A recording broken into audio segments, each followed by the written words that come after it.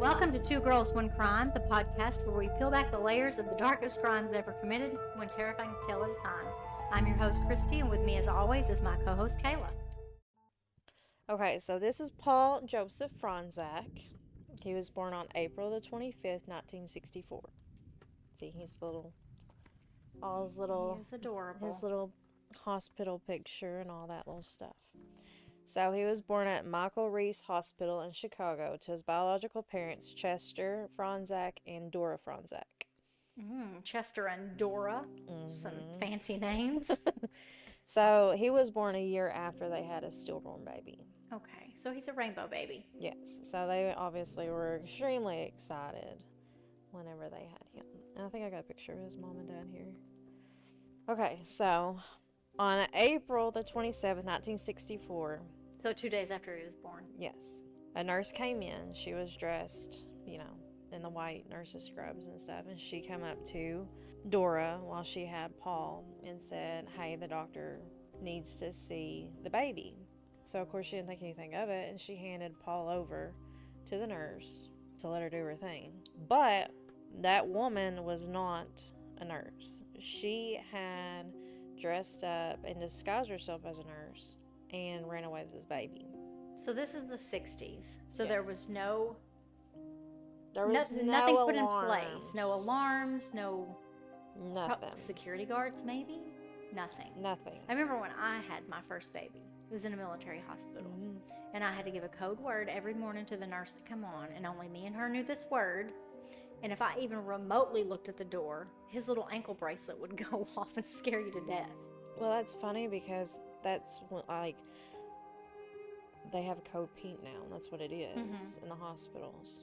That's why they give these bracelets to the babies. So then, like, if the code pink goes off in the hospitals, there's like a whole procedure that these people do. Right. Like, they go to the doors, like every exit is looked at, like the hospital is completely locked down. I wonder if him being taken has anything to do with the new procedures. Well, I heard that it is, because whenever I watched a documentary on him, the code pink was put in place because of his case. Aw. So, of course, the alarms, it makes a lot of sense. Which now, like in the 60s, it was easy. Like whenever babies were born, they were all kept in a nursery together. Well, and the dad usually isn't in the room, so it's kind of like there's a baby, let's take him. So when you think about it, how many babies actually got switched? That's scary. I mean, when you think about it. I think I was switched. I was born into a rich family. And your mama can't deny That's what I tell. No, I look exactly like my mom. There's no denying You do. that. I wouldn't want to deny her. She's sweet. I do love my mommy. I love you, mommy. But yeah, like when you think about it, like how things were back then, like the babies were all like just thrown in a nursery. There was no DNA put in place. So like, now whenever you have a baby, like they take the mom's fingerprints, the baby's fingerprints. So like if something like that ever happens, but they didn't have that back then, at all. So scary and so sad. Yeah. This poor baby. So the woman was taken, and there was a student nurse was there with Dora at the time. And whenever the baby was taken and they were doing like a baby count at night, the student nurse was asked by the head nurse, like, what about the Fronczak baby? Where's the Fronczak baby at? And she said, well, the last time I seen, a nurse had come and taken him to see the doctor. And they're like, well, we don't have the Fronczak baby. Oh my gosh. So how many hours in between him being taken? I think it was 2 or 3 hours before, or while he was taken, before they noticed, like, hey, something's really up. Like, this baby is not here. Oh my gosh. So he could have been anywhere this time. So the head nurse, I guess, had told the student nurse to go back in there with Dora and act like nothing ever happened. Like, could you imagine, like, going in there and this happy mom, she's happy as can be, she just had a real live baby after having a stillborn baby. Oh my gosh. And she's having to act like nothing's ever going on. Like, but I wonder, maybe she was asleep. She's probably tired. She just had a baby. But I was wondering, like, I don't know. When I had a baby, they stayed with me. I didn't want anybody to take them away. They had to go, and, well, the baby was never brought back, so I guess she didn't think anything about it, unless the student nurse was like, oh, they're just doing more stuff. Because they never let Dora know that her baby was missing. Like, oh it my was God, never. I would be so mad. It was never told. Like, they never told her. So the student nurse said that she still had to go to these classes with Dora on how to bathe a baby, how to nurse a baby, and all that stuff, knowing that her baby is probably not ever going to come back. So you need to learn how to bathe this baby and feed this baby, and we'll find you one. Yours is gone, but I'm sure there's an extra one somewhere. Could you imagine, like, being that nurse, that student? I could not keep a straight face. I'd be like, oh my God, your baby's gone. Let's all freak out together. And when I watched the documentary, and she was interviewed in the documentary, and she was talking about, like, how that was her first, like, experience ever working with, like, a maternity ward and all that. Like, could you imagine? I'd be having a home birth from then on. I don't know if I would go into nursing after that. I'd just be like, I don't think so, not today. Yeah, no, we're just gonna skip that part. That would be traumatizing. Oh, absolutely it would. And then, like, there's no way. I would have had to been like, your baby's gone. I mean, something. Let's go find it. Yeah, like, let's go find your baby, and I'm quitting. I'm not gonna be a nurse anymore. I'm gonna be a librarian. Like, I couldn't do it. I couldn't. Me either. Like, there's no way. Like, my conscience would not let me do that. Like, I would be crying. I don't care who the head nurse or whoever tells me to shut my mouth. Oh, baby, I'm singing. I would be like hyperventilating or something. You need to take care of me. I know your baby's missing, but I'm freaking out over here. Well, because, I mean, I'm sure she felt like somewhat responsible for it too, you know. Probably. But she was a student nurse, and I think, like, might have been her first day, so she didn't. First day on Earth ever. As a student nurse. So, of course, they couldn't blame her if, like, she didn't know, you know, like, the nurse that come in, because I'm sure she's not familiar with the faces, so, like, she probably didn't think anything of it either. Who knows? She probably travels around, too. Maybe that was the first time she was on that floor. I don't know how nursing worked back then, but... I don't know. But anyways, they said that her husband was notified before her that this baby was missing. So Dora is sitting there in her room, you know, just waiting on her baby to be done. No baby, you know. And the FBI and police come into their room immediately. Like, everybody comes into the room. So everybody knows except the poor mother. Yeah, and she's like, what's going on? And yeah, they were like, you know what? What's going on here? Yeah, what's going on? I gotta get out of here. Don't worry, ma'am. Your baby already did. But yeah, like, could you imagine? I would be mad. Oh, I'd be suing people. Yeah, I would be very upset. So they're coming in and they start questioning her, like, you know, your baby's gone. You have any idea what happened? Like, all this and that. Do you know what happened? No, sir. I was just sitting here waiting on my baby to come back. I willingly gave my baby, but I say she probably did feel guilty about that too. But I'm sure there was some you have mixed a baby, feelings, you're not but gonna. You don't know. That's your first baby. That's your first experience. You have a nurse coming in and dress the part. Yeah. Well, it was stated that the woman who took the baby was last seen getting into a cab, and then after leaving the cab, she got into another vehicle, was never seen again. Wow. Yeah. So my question is, who thinks of this? I don't know. Well, it's Tuesday. I've already had lunch. I really want a baby, and I got this nurse's outfit. Why don't I go steal one? Her baby? Like, why was it Paul? Maybe that's just the first room she went into. I just wonder if, like, they knew her personally. Could be, or she saw a young mom and she slip in there and not know. Like, nobody noticed. Oh, that's just. Unless if they thought, like, maybe she was a student too, because I'm assuming they're probably all in white. Probably. Because usually nursing students are in white too, aren't they? In the 60s, I don't know. I wasn't born then. I wasn't either, obviously. I have a few more years before I'm alive. But it was in Chicago, so even it's probably a busy hospital. Even people back then, it was busy. There was airports nearby, trains nearby. So I mean, Well, and while you're giving birth, you're not really paying attention. Mm-hmm. Like I said, my first baby was in a military hospital. It was a teaching hospital. There was 57 people in the room with me, just watching. Just it's your first baby, and I'm like, okay, let's do this. I guess I probably wouldn't have been able to pick anybody out or. Well, I mean, you're in a hospital. You trust people. Like, you have to, because, you know, you think, like, okay, well, these people are surely they're okay. You would think, but there's a bunch of killer nurses out there too. There is, yes. I hope this doesn't turn into one of those. No, it's not. Okay, so after that, and the FBI comes in, police come in, obviously the parents are really upset and they want their baby back. So of course they're begging the media to hopefully find their baby. Yeah. But this woman's already long gone. Already long gone. Well, it's been 3 hours. Well, probably by this time it's been even longer. Mm-hmm. So, I mean, they could be halfway to Florida by then. Who knows where they went? Oh, this is the scariest thing. So the parents were constantly praying and trying to understand why, after having a stillbirth before, that they were going through the same thing again with this newest baby being missing. Right. I mean, obviously I would be too. Well, I mean, yeah, there's lots of questions. Because, I mean, like, as soon as your happiness yeah, like, is what did there, I do to and deserve then this? the next thing, it's gone. Yeah. And not knowing, like, are they alive? Are they out there? Are they missing? Are they getting fed? Is he crying? Did he get switched? God, I don't like this story. Like, did he just get picked up and thrown and gave for money? Oh, that's even a worse thought. You know? People are so bad. Mm-hmm. So the case was assigned to Lieutenant John Carton of the Chicago PD, and there was a $10,000 reward was offered. That's a lot of money back then. Mm-hmm. I mean, it's a lot of money now. But of course, it never... So there probably wasn't cameras or anything back then.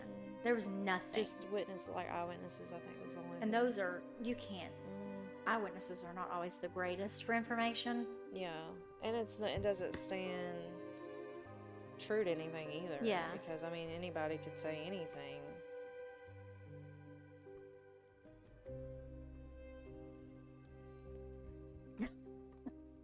Really hope my dog.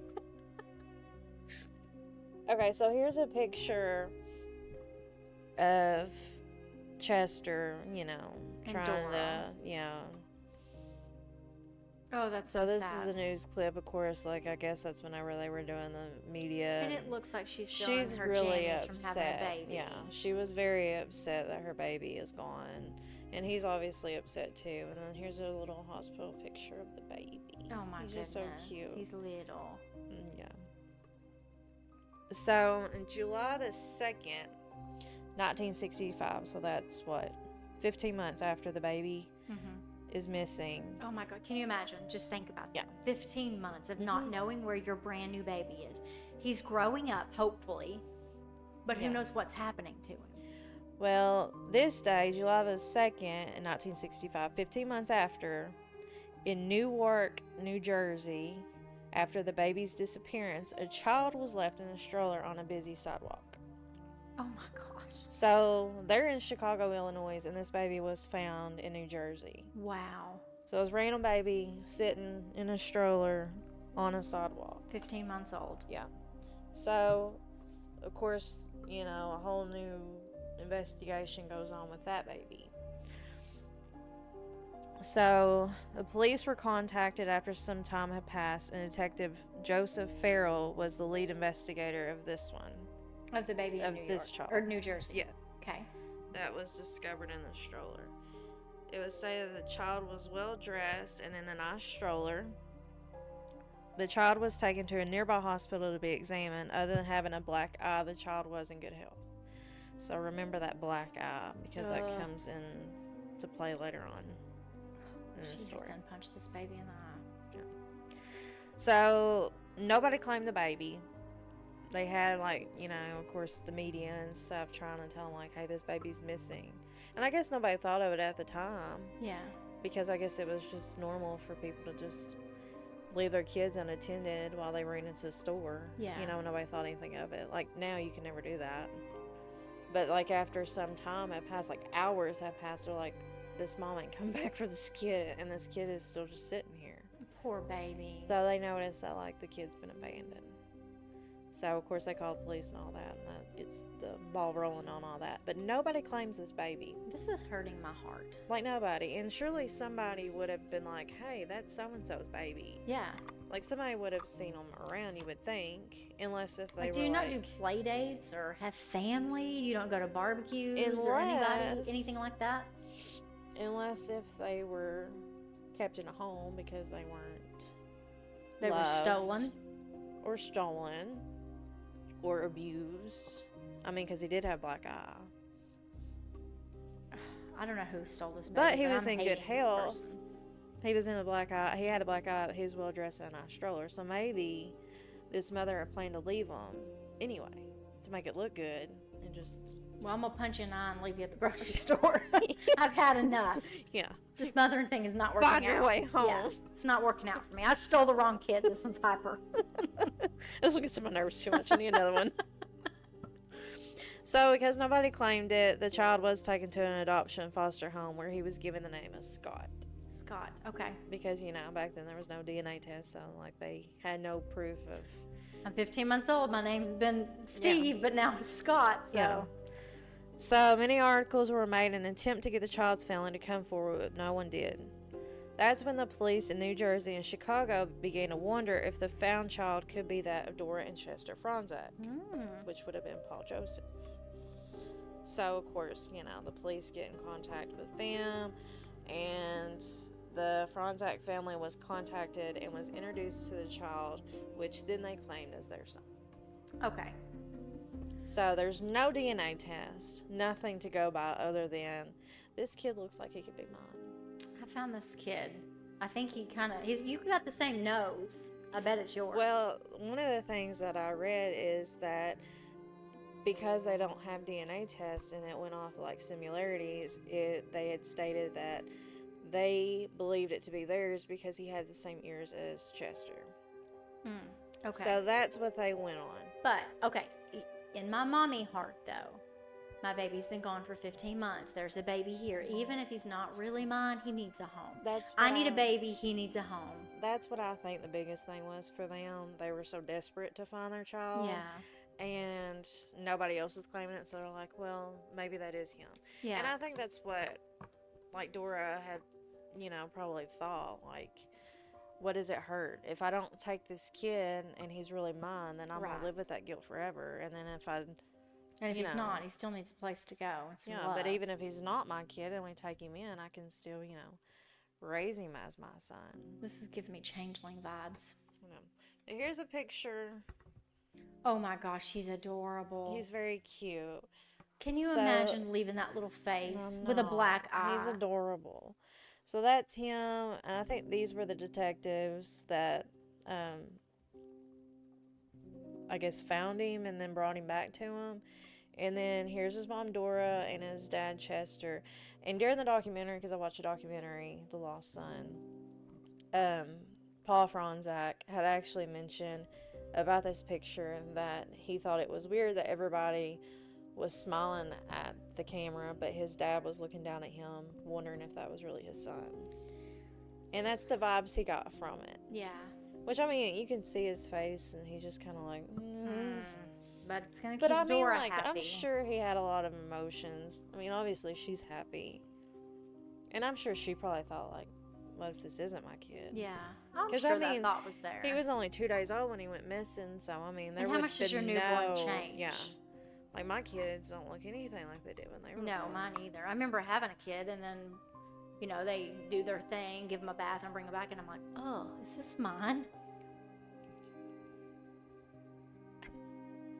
But yeah. So, anyways, they raised him in a happy little home. He was, look at that little picture. Look how cute he was. Oh, he's adorable. So, he was raised like a normal kid. Look at him. He is a very cute little boy. I'm glad he at least had a good home. Yeah, he was raised in a good home, and then his mom and dad eventually had another son. So he had a sibling as he grew up. Brother. So they were always. There's a picture, a news clipping of them. Wow. The nurse. I don't know if that was an actual picture somebody captured, or if that was like a remake type thing. But they had another son, which will come into play later too. But at the age of 10, Paul Fronczak, like any normal 10-year-old would do was looking for Christmas presents. So he decided to go up underneath the crawl space of their house where he thought his parents, would keep the presents if they had any. And he came across a box. Oh, dear. Of course, he opened the box and he was like, maybe this could be the Christmas present. Yeah. So he opened it, and instead it was a bunch of newspaper clippings. Oh, my goodness. And the newspaper clippings he's seen was of this newspaper saying, like, stolen baby, kidnapping, whatever. And he looks at it and he's like, this is me.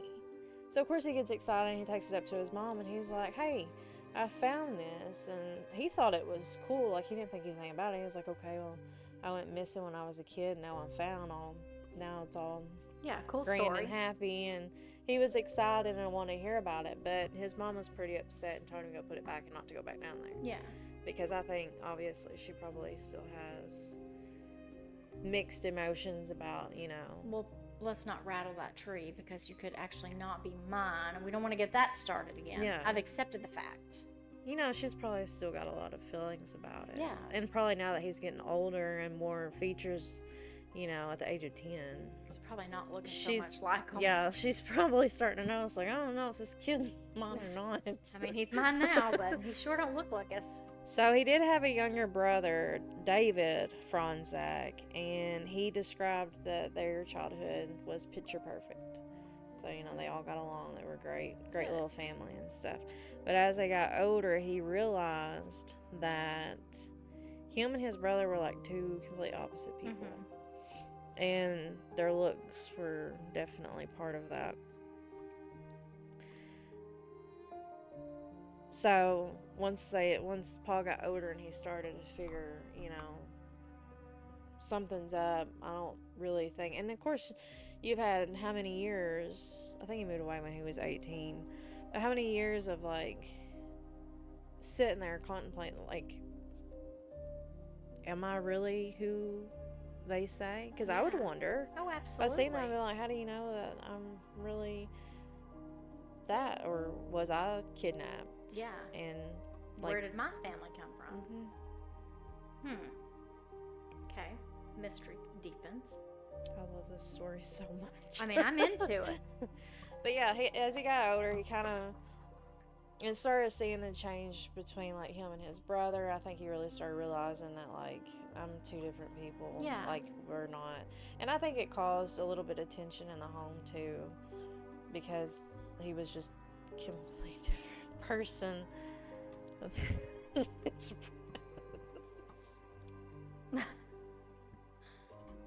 he's our special guest. Yeah, so my poor dog is snoring in the floor, and we're disturbing his slumber, apparently. He's just so chunky. He looks like a little potato candy. He don't smell like potato candy. No, with his little tongue hanging out. Poor guy. Okay, go to sleep, bud. Okay, anyways. So once he was old enough, Paul moved to Arizona to play in a rock band as a bass player. He loved music. He was big on, he said he was a big Rush fan. Hey, I'm liking it. So he loved it. He played part of their music, whatever.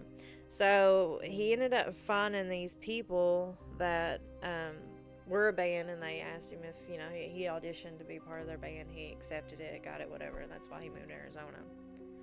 So a short time after that, the band broke up, and Paul then moved to Las Vegas, where he got a job acting as a stand-in.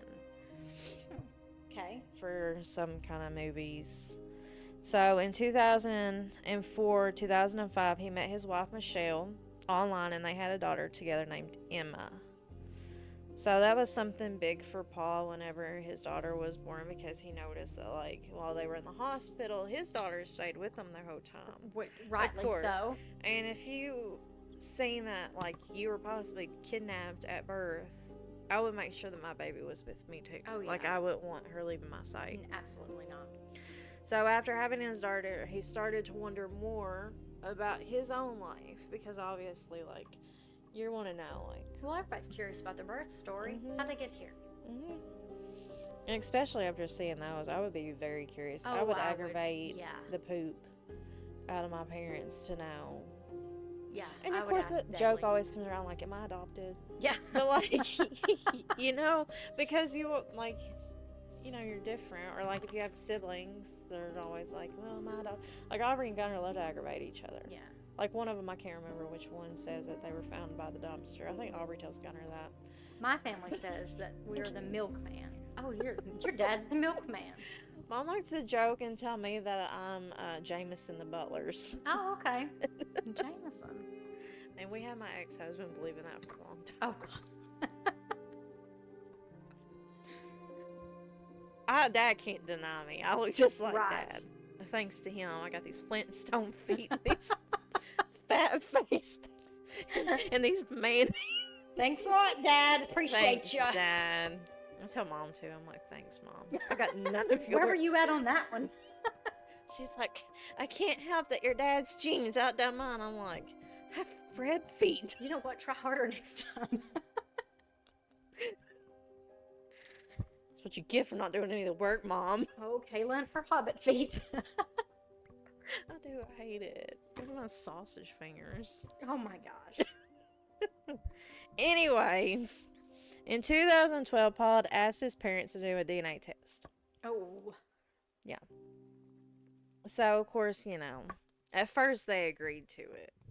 And, they went through all the swabs and stuff. And he was getting ready to send it out. And they called him and was like, hey, do not send those swabs in because we don't want to know. I don't think I would want to know And I think either. that hit them then.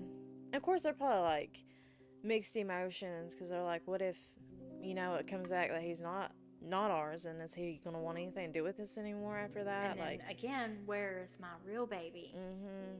So I that's would going to not bring wanna up know either. all that stuff. Yeah, let's just let it alone. And He went against his parents' wishes and done it anyway, which I think I would have too. if I was in his shoes, I probably would. If I was in Mom and Dad's shoes, I would absolutely. I tell agree them, with "Please his don't- mom and I dad don't being wanna like, know. or I would be like, if you want to know, you can do it, but please Don't tell me."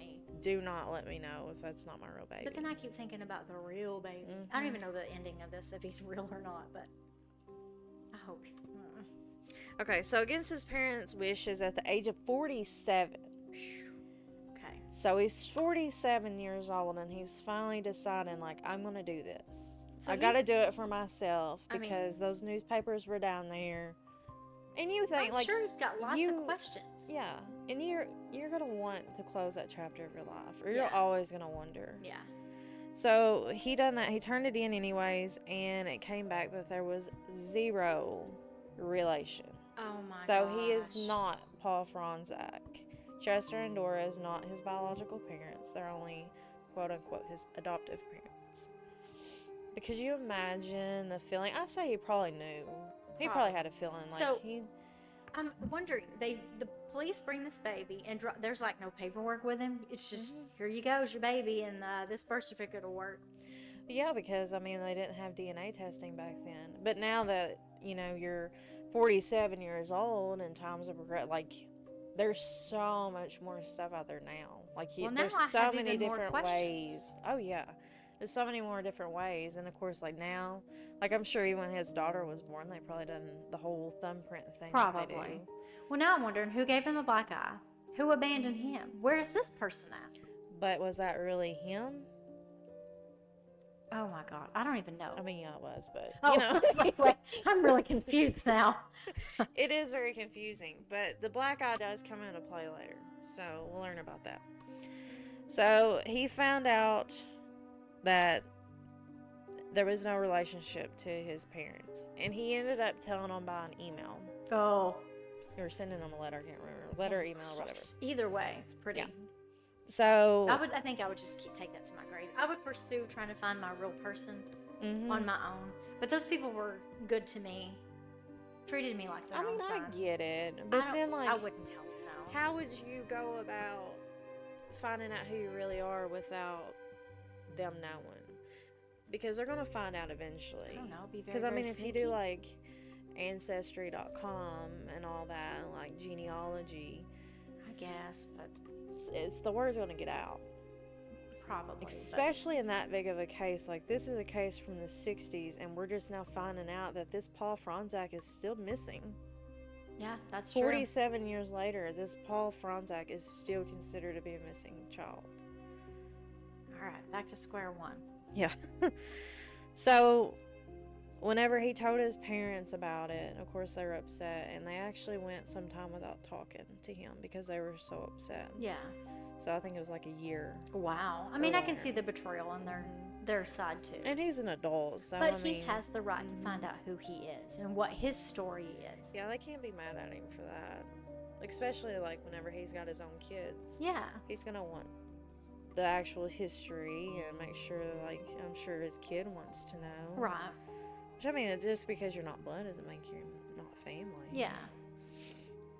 So he ended up reaching out to the media to find out who he really was. So he contacted George Knapp, who is a news anchor and a journalist. Okay. So, of course, his parents were mad and his brother was mad too, which I don't think him and his brother got along very well anyway. Yeah. I think they kind of butted heads from, like, the movie that I watched, the documentary on him and how he spoke about him. I think his brother could feel like he doesn't belong. Yeah. And I guess, I mean, that would probably, and I'm sure Paul probably felt that too, like, there's that vibe, like, I'm so much more different than them.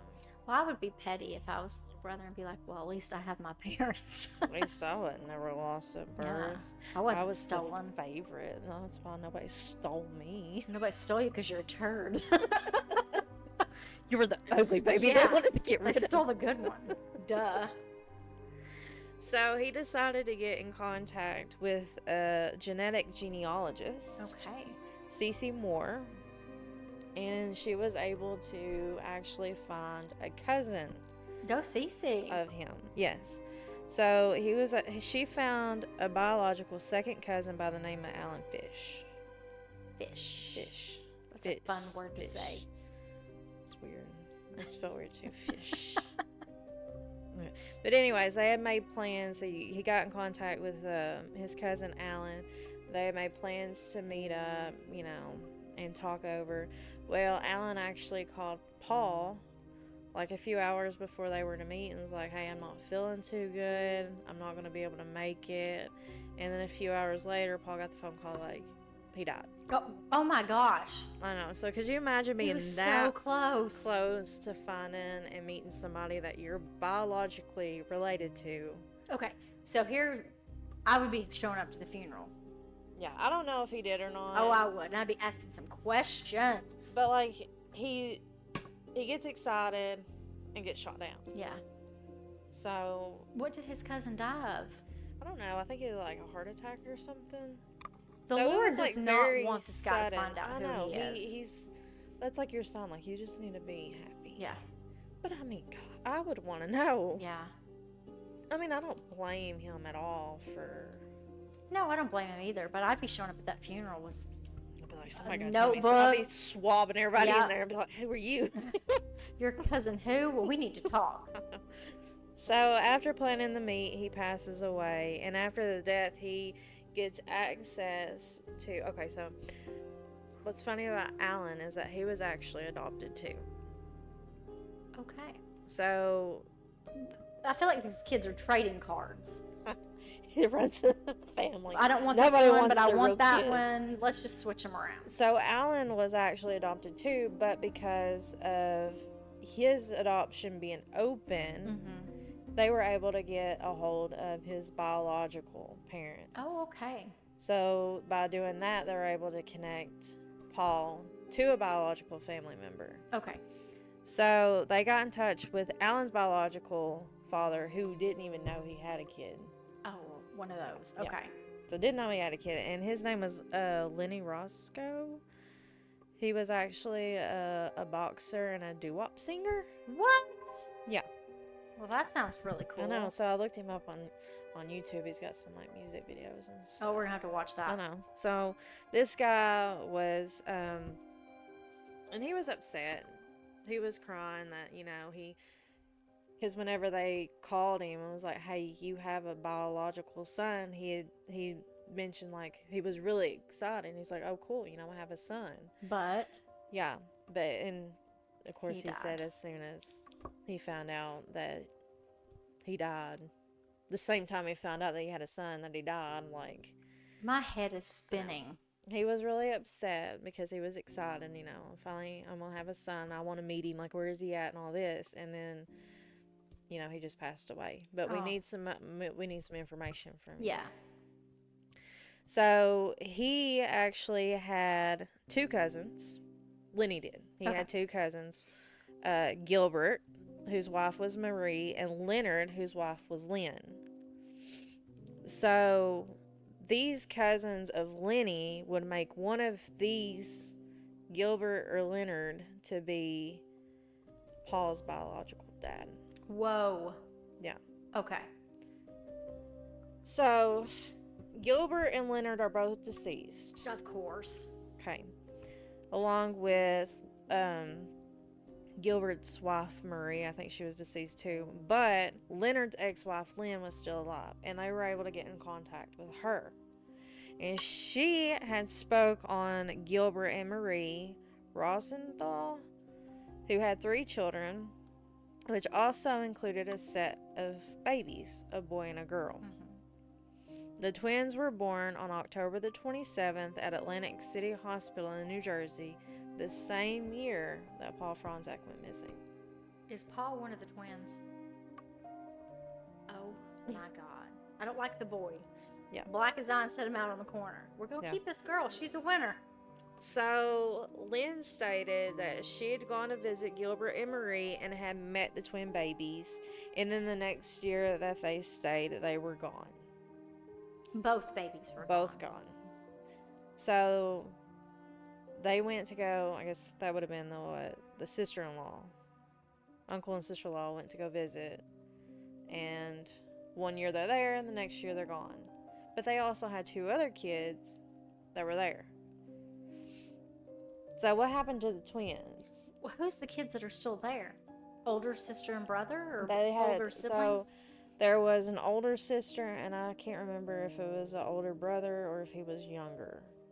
I think he might have been younger. So they kept those 2. Yes. But the twins are just the missing. Twins were... So this is the 3rd missing child. Mm-hmm. 4th missing. Yeah, 3rd missing. Yeah, so there was a neighbor at the time that I think she was 15, but she had went over to their house, Gilbert and Marie's house, and done some babysitting while I guess Gilbert and Marie decided to go out on a date for a night. So whenever the babysitter got there, she said, look, these kids are down here, the twins are upstairs, you are not to go check on the twins at all. Red flag. They'll be fine. Don't go check on them. Red flag. Mm-hmm. So, of course, whenever... That's the first thing I'm going to do. As soon as they close that door, I'm going to run up and Well, that's what she did. Good girl. So, she went up there, and she's like, you know, I'm not going to... Like, especially knowing that they're infants, she's like, I'm not going to go up there. Or not go up there and check on these babies. So, whenever she got up there, she stated that she noticed that the girl twin, her name was Jill. Go figure. These twins' names Jack and Jill. Oh, my gosh. When I first read it, I was like, that's a joke. It's like John and Jane Doe, but it's Jack and Jill. Jack and Jill did not go up the hill. Wow.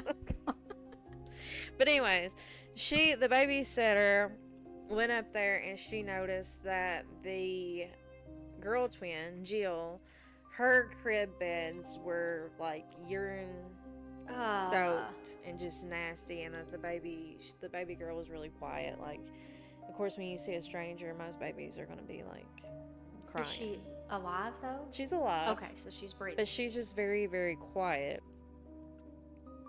So then, this is where the black eye comes into place. She went over to the crib beside of it, into Jack's crib, and she noticed that he was dirty and had a black eye. Poor baby. And he seemed very scared. Oh.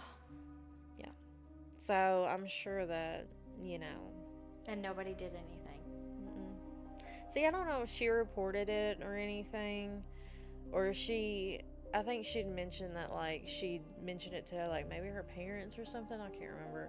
But they were kind of like, just, you know, it's not your business. Oh my gosh, times have changed so bad. Yeah, it's not your business. Just Leave it Oh, how it would be is. my business.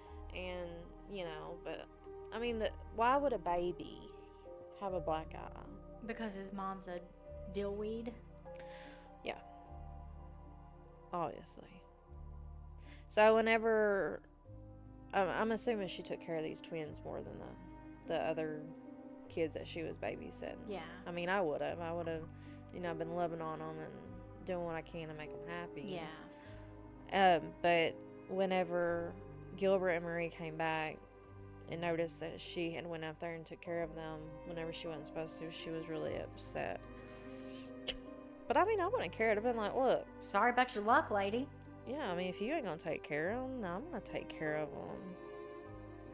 So after this, the twins, Jack and Jill, vanished. The same year that Paul Fronczak had vanished. So if you think back about the baby that was found in the stroller, abandoned, with a black eye. That was Jack. That had to have been Jack.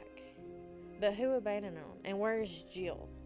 Well, it sounds like that mom's a piece of crap. She is. Because she's giving babies black eye and not taking care of them, so. Well, but later on, Paul, whenever he found his biological family, Lenny and all them, Lenny actually introduced Paul to a lot of his biological family.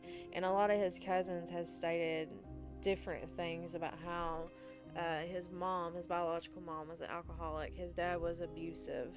And he was a veteran, so I guess it had been mentioned that, like, where he was in the Korean War, so he was really PTSD. He was really mean, yeah. So I guess they just weren't raised well anyway. And so he had a better life. He did have a better life, obviously. So he was taken probably for a reason. Yeah. And thankfully Dora and Chester took him in. Good going, Dora and Chester. Yeah. I think Dora's still living, actually. I don't think she's passed Dora, away yet. you're the queen bee, ma'am. But it was also like some of his cousins had mentioned that there was times whenever they went over to the house and had even seen Jack and his twin sister Jill in a cage. Oh my gosh. Sitting in a cage. And everybody was just cool with this? And they had been you could tell that these kids had been abused.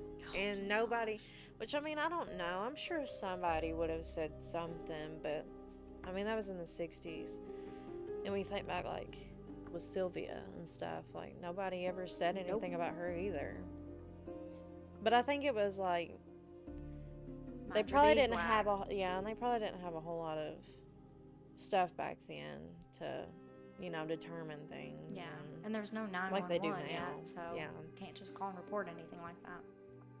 So he got to find his biological family. Lenny introduced a lot of them to him, and they were all. Did he do a DNA test? Extremely happy. Yeah, he did do it. Well, I mean, I guess he already did one, so it correlated. But I don't know if there was more DNA that. Yeah. Like anybody else got tested, but I mean, if they all biologically knew, I don't think they would need to do all that. But the people that he did find that were biologically his family were all extremely excited. Yeah. His biological sister wasn't too happy about it. His brother, whenever he contacted his brother to let him know, his brother thought that it was a scam. You're just scamming me. It's a lie. It's not true. Probably my parents would have never done that. But you would think, his sister and his brother would have known. Especially if they were older. Yeah, well, there were some babies here and now they're gone. Unless if they were too young to remember, a certain age, you were too young to remember. Maybe. But his sister was excited at first. And then she was wanting to meet him. And then she's like, no, I don't want to do it. So I don't know why. That's crazy. What's there to hurt? Maybe I guess she didn't want to tarnish her mom and dad's name. Either that, or maybe she felt guilt from it. Maybe. I wonder if she was part of the abuse too. Like Sylvia. Listen, sister. They, you never know. No, you don't. But anyways, both his biological parents are dead. Both of Paul's biological parents are dead, but he was able to contact a lot of his extended family, which I'm sure was happy for him because he probably is able to learn some information about where he's really from and who his real parents were. But I'm sure he probably thinks, like, okay, I had a whole lot better of a life growing up with Dora and Chester than what I did, you know. With Marie and Gilbert?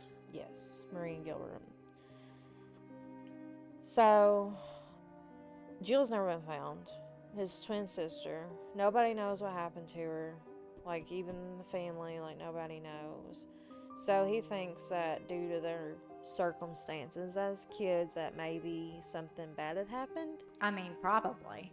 So, it came to a point where he ended up going and digging up their biological parents' garden.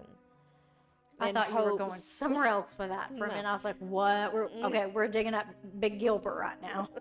No. But he, like, went back to their home and started digging in their garden to, like, hope that maybe... You find her. Yeah. Like, this is how desperate this guy is. I mean, he's got a twin sister. Who his sister is. And you gotta, like, think, you know, for her, I mean, you're gonna have to be her advocate if there is something. But then, like, you don't know, like, is she out there? Maybe her and Stanley are together, or her but and why Paul are was together. he The real abandoned? Paul. Why is he abandoned on the sidewalk but not with Well, her? I wonder if maybe sister was killed. That's and they're like, well, okay, well, we're gonna get rid of this one too. Well, I think that's what he thinks. That, and it mean, it makes sense. Well, and it was mentioned, I think, by his family, like, it would have been easier for them to, I guess, have killed her. Yeah. And just leave Paul somewhere. That way there's not, you know, hey, you have one twin, but where's the other, you know? So why not just get rid of both of them? I guess it's you're more apt to get in trouble if you have twins that you abandon instead of maybe just one. She was abusive mother, so I'm wondering if maybe she went too far with Jill and ended up killing her and then getting rid of her, and then she's like, oh God, I gotta get rid of him. Yeah. I can't because he had a black eye. So whenever he had a black eye, I wonder if that had to been right after the babysitter had. Yeah. So I wonder if when she was mad. But you would think the babysitter would have noticed that in the mail or like the newspapers and then be like, that's Jack. She did. Whenever I watched the documentary The Lost Son, he did meet her, the babysitter. Really? Yeah, and it was really emotional for her. Oh, like, I'm sure. She got to finally. I mean, that would have been a relief. Yeah, but I'm sure there was feelings of like, God, I wish I had done something sooner. Well, she did. Whenever I watched it, she was talking about like how she felt guilt from that. But she would also be really, relieved that like he's alive, like he's fine, and at 15 he was were you raised mature good. enough to figure that out? Me either. I got pregnant 2 years later. Well, that's a whole nother story. Yeah, but I mean, I'm sure she did feel relief from that, like knowing that, you know, and then hearing like from somebody like, you do have a sister, whether she's alive or not, you are a twin. Yeah. But could you imagine finding out that your parents aren't who they are? No. And then hey, you also have a twin. You are a twin. That would bother me because when I was young, you know, I read like Sweet Valley Twins, and I was like, oh my God, I know I have a twin sister somewhere. That would have been the coolest thing ever. Mom, like some Parent really? Trap stuff. Right. If you gave my sister away, please let me know. Yeah. So during all this time, of course, he's digging and digging and digging. Poor guy. I feel kind of bad for him. Like, I guess he's like, this is like eat, sleeps, breathes like this case. I'm sure it's consuming. Yeah, because to him, he's still considered missing. Well, now I have a twin sister that I can't find, and I'm sure I would want to do the same thing. Do anything I can to try to find her. Yeah. What did they do with her? So they did actually find the real Paul Fronczak, who was raised as Kevin Ray Batty. Okay. Yes. So he was born on April the 25th, 1964. And this is actually funny because Paul, who's actually Jack. This gets Paul. Confusing now. Okay. Yeah. JP. Yeah, JP. JP if you're nasty. I gotcha. He actually found out, like, during all this, that he's actually 6 months older than what he originally thought. Wow. Yeah. So the actual Paul Fronczak was raised as Kevin. He has 3 daughters and 4 grandchildren. He has no interest, like whenever he found out, like he didn't want his real name to be released or anything. The only reason why it was released was because he passed away. Yeah. And so he didn't want to go meet his real parents, no. who did not do anything wrong in the story at all. He refused. He said he didn't want, like, he was raised by and I don't know who his real parent, like the real Paul Fronczak, who he was raised by. I couldn't find anything. I was wondering, was he raised by the so-called nurse, or was he taken for someone else? I don't know, and that's what really bothers me, because his daughters are really hush hush. Like, they don't want any, like, they're not releasing any information at all. Like, I guess out of respect from his dad, but it makes you wonder, like, is their grandma really right? The so-called nurse? Did Granny steal him? Yeah, I mean, that's what bothers me about this whole thing. Like, I want to know who his real parent, like who his people were that raised him. Yeah, how was he raised? Like, there is nothing. I've tried to find different stuff, and I can't find anything on... Apparently he was raised well if he wants to protect her. Unless but he's got Stockholm Syndrome. He did agree to have a phone call with Dora, and she got to talk to him. Oh, wow. Okay. Right before he passed away. So, I guess that gave her somewhat of a closure. Yeah. But she was still upset that, she didn't get to meet him in person or anything. Oh, I'm sure. I'd like to see what he looks like. What did he grow into? How does he sound? I actually have a picture of him. And I think he does resemble Dora and Chester a little bit. So this is him. That's the real Paul Fronczak. Okay. I think he resembles him a little bit. This is him when he was younger. That's kind of cute. I guess if you're into the 70s look. So this is him when he was younger, the real Kevin. And I'm pretty sure it said that this was that was Kevin, the real Paul Fronczak. And I think this was his adoptive dad, maybe? An adoptive brother? I'm not sure on that one. I have to look again. I'm so confused about this, though. I know, it's a very confusing. Your wife comes home with a new baby, and you're just cool with it? But does she pretend she's pregnant? There's literally nothing on who his biological parents are. Why is there no paperwork? And I try to look at Find a Grave. And, of course, Find a Grave, it has... And I say this probably bothers his family because Kevin, who's actually Paul Fronczak, on Find a Grave, it shows Chester and Dora being his biological parents. I mean, then they are. That's why whenever I went to Find a Grave, I was like, oh, God, I'm going to find him. No, I did not. No. And it doesn't say who his adoptive parents are? Nothing. Huh. I've tried. And where his daughters... I say they probably know. Well, I'm sure somebody knows. But I don't think... I don't even know if Kevin knew his real identity. He probably didn't. There's nothing, nothing about that side of it. And that really bothers me because I really want to know. It does me too, because I need to know things. So that's Marie. That's Paul's biological mom. Jack. That's his biological mom. I think it looks like she's pregnant there, maybe with the twins. Oh, good And Lord. that is his older sister, Karen. Well, she looks like a Karen. Yeah. This is him now. I think he's very handsome. He is very handsome. Yes, he's very handsome. He turned out better than the other one. And this is sad because I do see a resemblance. This is Dora and him. Aww. And she looks so happy with him. Dora, that's you're the still real her MVP. son. Absolutely. But, I mean, if you wouldn't know that that's not... they kind of resemble, I think. Yeah, I think it's the nose. But I think it's sweet. But could you imagine, finally knowing... I guess... She probably got closure knowing that, okay, he was alive. Yeah. He was there.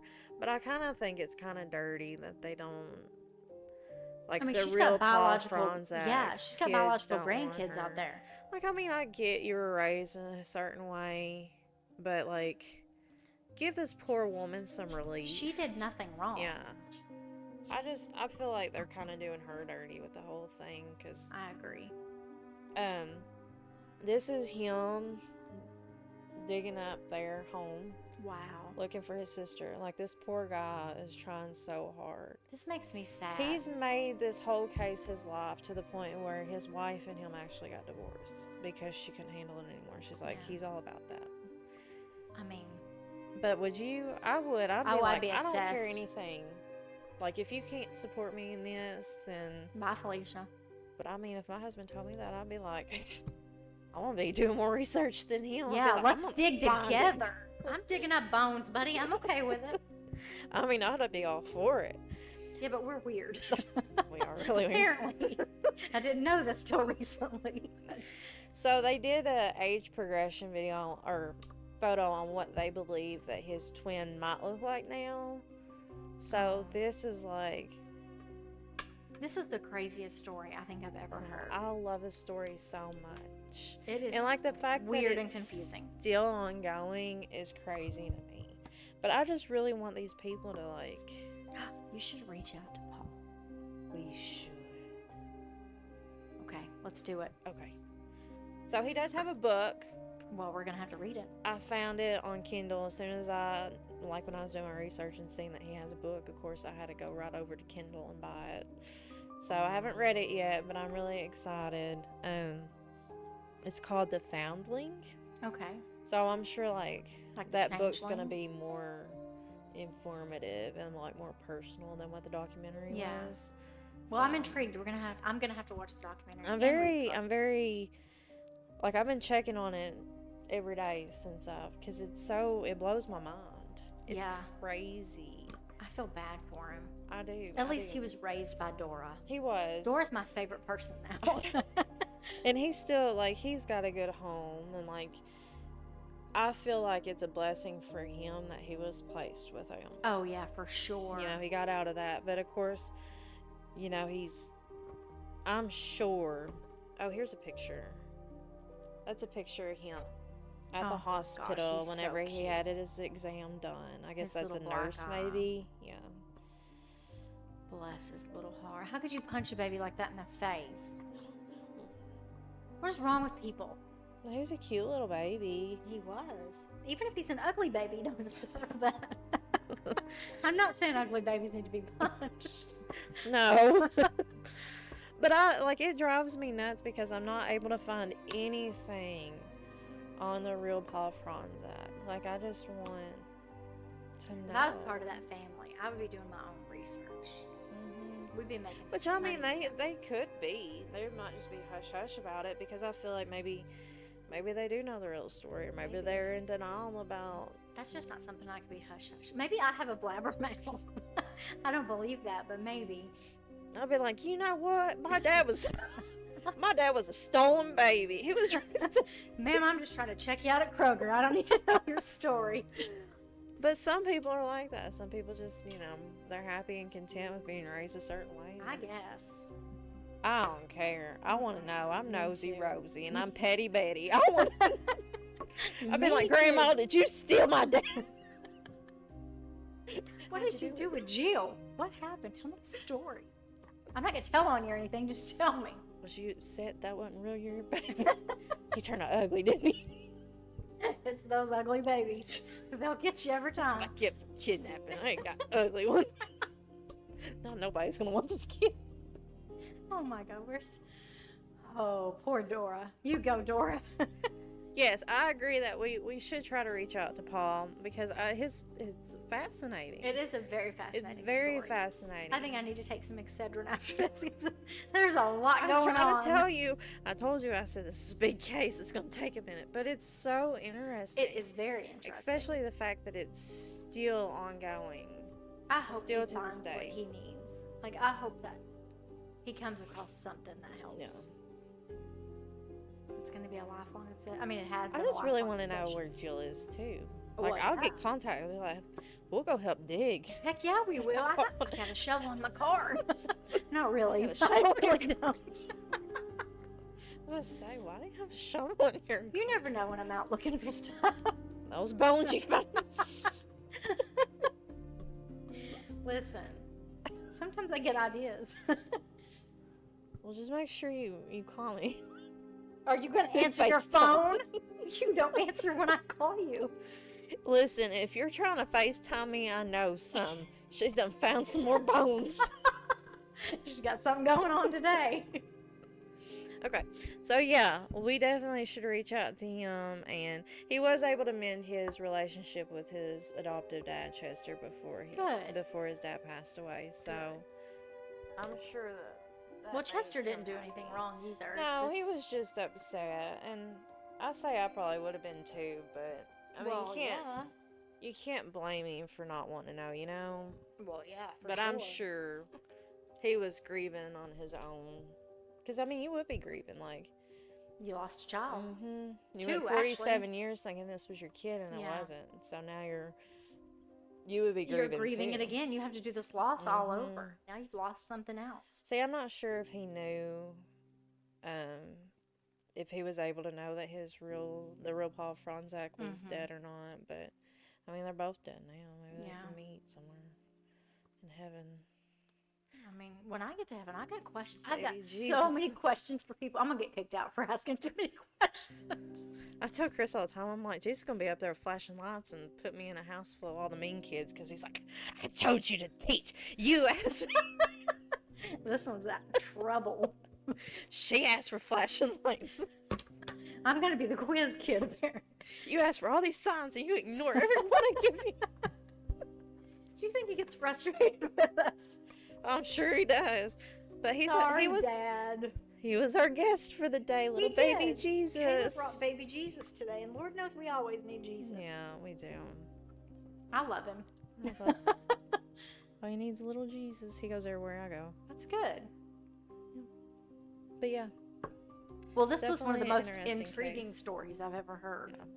So it was somewhat of a happy ending.